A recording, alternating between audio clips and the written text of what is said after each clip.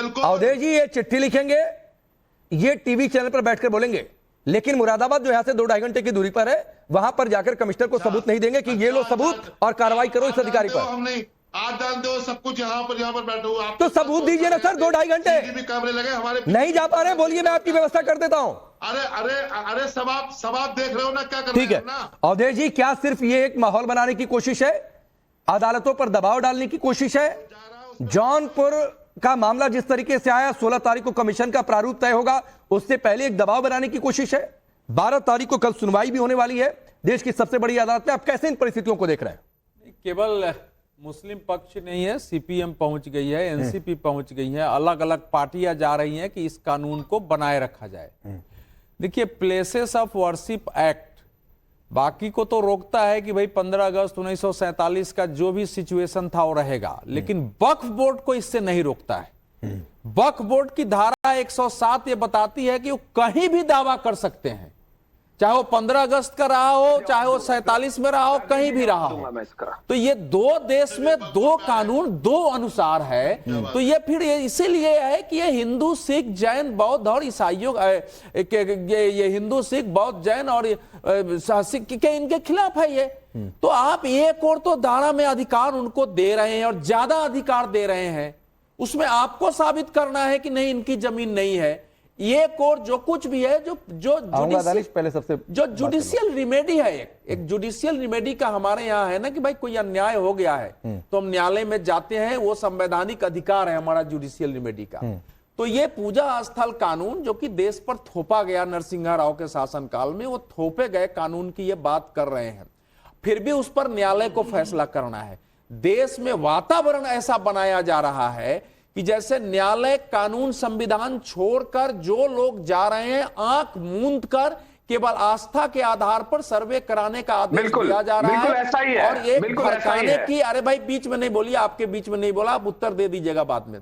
ये देश में भड़काने की साजिश कि 2000-4000 लोग मर जाएंगे तो कोई गृह युद्ध छिड़ जाएगा। आप बताइए ना, गृह युद्ध तो इस देश में 800-900 साल चला है ना। जब उस मंदिर को ध्वस्त किया हो गया तो कोई युद्ध हुआ होगा कि नहीं होगा? लोग मरे होंगे कि नहीं मरे होंगे? उस समय क्या बीती होगी, ये भी तो किसी को सोचना चाहिए। मैं तो ये कह रहा हूं कि अगर मुसलमानों को ये लग रहा है कि अन्याय है, मैं तो सभी मुस्लिम विद्वानों से और पार्टियों से कह रहा हूं कि एक कमेटी बनाइए और ईमानदारी से देखिए कि बीच में जो युद्ध हुए कौन कौन मंदिर तोड़ के मस्जिद बनाए, उसकी लिस्ट बनाइए। हिंदू नेताओं के साथ बैठिए कि भाई ये हुआ जरूर है लेकिन इसका समाधान कैसे किया जाए। उसकी जगह अगर लोग न्यायालय में जा रहे हैं, कोई उसके लिए जा रहा है, उस पर हमले करना, उसको गलत बताना और चारों तरफ ये माहौल बनाना कि देश में आग लग जाए, खतरनाक है। और सुप्रीम कोर्ट, मुझे उम्मीद है कि सुप्रीम कोर्ट दबाव में नहीं आएगा। एक दूसरा यह है कि मैं बार बार कह रहा हूं कि सर्वे तो छोड़ दीजिए, पुरातत्व विभाग की खुदाई के बावजूद अयोध्या की लड़ाई को आप समझिए कि करीब 35 वर्ष तक उसके बावजूद लड़ना पड़ा है, तब जाके वो हुआ है। ऐसे संभव ही नहीं है कि भारत के वर्तमान कानून में कोई किसी मस्जिद पर दावा कर दे वो चला जाए। ठीक। और पूजा स्थल कानून और वक्फ कानून दोनों की तुलना सुप्रीम कोर्ट कर दे। ठीक। और उसके बाद बिल्कुल आपने ठीक बात ये लोग तय कर दे कि अब वरुण पुरोहित जी, आऊंगा सबके पास। वरुण पुरोहित जी, आपके महाराष्ट्र के एक विधायक हैं, मैं नाम थोड़ा सा मिस कर रहा हूं, थोड़ी देर बाद आप कहेंगे तो बता भी दूंगा। उन्होंने क्या कहा, जो लातूर में किसानों की जमीन पर वक्फ बोर्ड ने दावा किया है कि 10 पीढ़ी से खेती कर रहे थे तो तुम्हारी जमीन हो गई, ये उनका स्टेटमेंट है। कागज दिखाइए। तो भाई जब कागज वक्फ नहीं दिखाएगा कि आपकी जमीन कैसे हो गई, जहां मंत्री ने दावा ठोक दिया और जब कागज देखने के बाद हिंदू पक्ष कर दे तो दिक्कत होने लगती है। राकेश जी, अभी आप प्लेसेस ऑफ वर्शिप एक्ट का डिस्कशन कर रहे थे, आप महाराष्ट्र के किसान की जमीन पे चले गए। हाँ, क्यों नहीं जाऊंगा। वक्फ और जब वर्शिप एक्ट की बात आएगी तो वक्फ और वर्शिप एक्ट की तुलना होगी, वक्फ और वर्शिप एक्ट की तुलना होगी। ये आपका दोहरा रवैया है वरुण पुरोहित जी, माफ करिएगा। अगर आप कहते हैं कि वक्फ को अलग कर दो और वर्शिप एक्ट को अलग कर दो तो बोलने नहीं दोगे तो कौन सा? नहीं बोलने दूंगा, आपने बोला इसलिए मैंने काउंटर किया। बोलिए।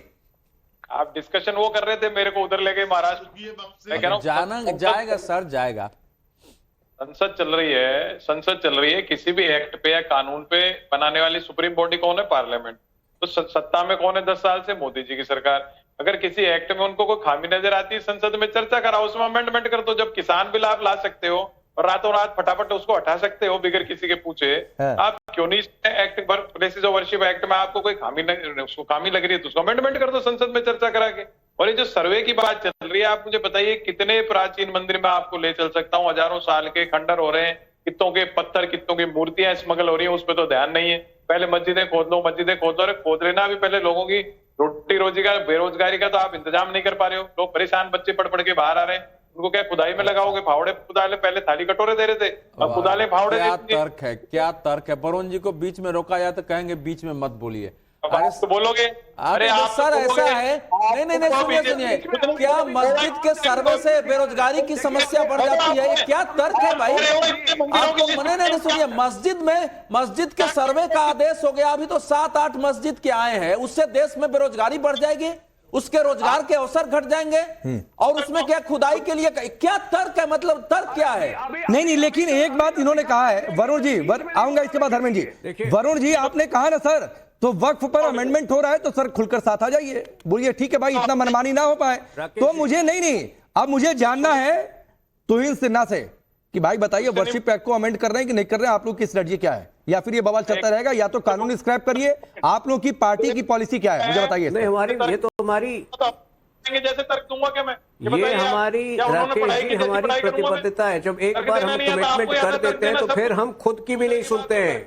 मैं आपके शो पे ये कमिटमेंट दे रहा हूं कि वक्फ एक्ट में जो 1995 में जो संशोधन किए गए थे उसको सुधारना और मुसलमान वक्फ एक्ट 1924 को निरस्त करना, ये दोनों चीजें हमारी कमिटमेंट है। और एक बार जब हम कमिटमेंट कर देते हैं तो हम खुद की भी नहीं सुनते हैं। अब ये पूछे कि तारीख कब बताओगे, यही पूछ रहे थे आर्टिकल 370 कब हटाओगे, हटा दिया ना।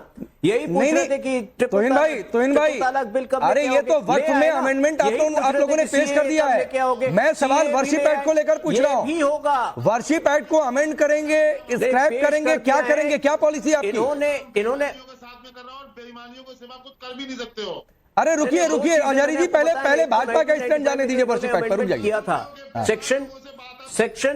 सेक्शन 40 को लाकर, सेक्शन 40 जो कि जड़ है सारी समस्याओं का, जिसके आधार पर आप कहीं भी जाकर दावा ठोक सकते हैं। टाइम्स नाउ के स्टूडियो पे आके आप ये लोग दावा ठोक देंगे और आपको प्रमाण देना होगा कि नहीं टाइम्स नाउ इनका नहीं है, आपका है। तो एक तो 1995 में जो अमेंडमेंट किया गया था, जो सबसे ड्रैकोनियन अमेंडमेंट है सेक्शन 40, उसको हटाना और मुसलमान वक्फ एक्ट 1924 को निरस्त करना, ये दोनों चीजें हमारी प्रतिबद्धता है और ये आज नहीं तो कल होगा। बट ये लोग जो हैं, ये लोग उसको विलंबित करने का प्रयास करते हैं। जेपीसी वर्शिप वाला बताइए ना, पार्टिसिपेट नहीं करते। सर वर्शिप एक्ट पर आप लोग क्या सोच रहे हैं? ऐसे ही चलता रहेगा, कोई अमेंडमेंट क्या कुछ या कुछ आप लोगों ने तय नहीं किया? देखिए, प्लेसेस ऑफ वर्शिप एक्ट में इस वक्त जो है स्टेटस को है, इस वक्त जो है वो सो है, लेकिन आगे इस वक्त जो है हमारी कंसंट्रेशन वक्त पे है, आगे वर्शिप एक्ट पर भी संभवतः सुधार होगा। चलिए, एक संकेत आपने दिया। अब धर्मेंद्र यादव, मुझे एक बात बताइए कि ये तो वर्शिप एक्ट में भी सुधार की बात है, आप लोग वर्शिप एक्ट के फेवर में क्यों हैं? क्या आप लोगों को नहीं लगता है कि अगर हिंदू पक्ष कोर्ट जा रहा है तो इससे दिक्कत है, या इससे आपका वोट बैंक प्रभावित होता है?